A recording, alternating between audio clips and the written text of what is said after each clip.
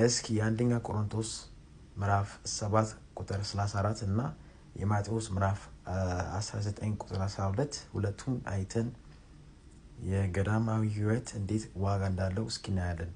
እሺ አሁን የማቴዎስ ምዕራፍ 19 ቁጥር 12 እናያለን። አሁን በዚህ መንገድ የተወለዱ ጃንደረባዎች አሉ እና ሌላዎቹም ጃንደረባዎች ያደረጋቸው ጃንደረባዎች አሉና ስለ መንግሥተ ሰማያት እንዲህ ጃንደረባዎች መኖርም ይመርጡ አሉ።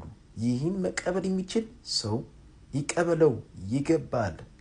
መቀበል የሚችለው ይቀበለው፣ መቀበል የሚችል ደግሞ ይገባዋል። ለምንድን ነው? ዋጋ አለው። በአምላካችን ክርስቶስ ፊት ዋጋ አለው። በአንተ ዋጋ የማይመስልህ በክርስቶስ ፊት ዋጋ አለው። እሺ የአንደኛ ቆሮንቶስ ምዕራፍ 7 ቁጥር 34 እስኪ እናያለን አሁን። እና የእሱ ፍላጎቶች ተከፋፍለዋል።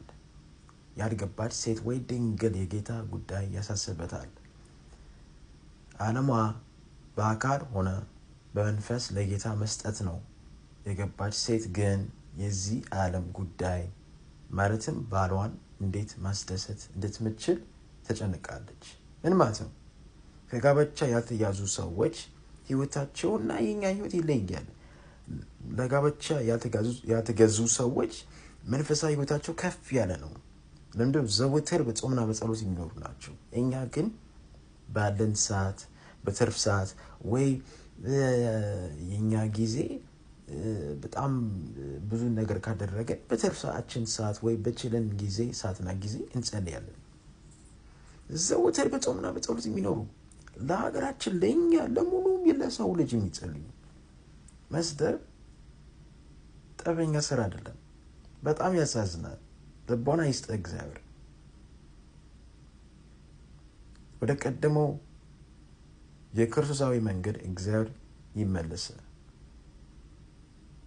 በጸሎት አስብሃለሁ።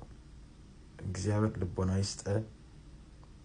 አእምሮም ልብም ሁሉም ነገርም እግዚአብሔር ያብራው። እውነቱን መንገድ እንዲገለጥልህ እግዚአብሔር ሁላችሁም ጋር ይሁን። አሜን።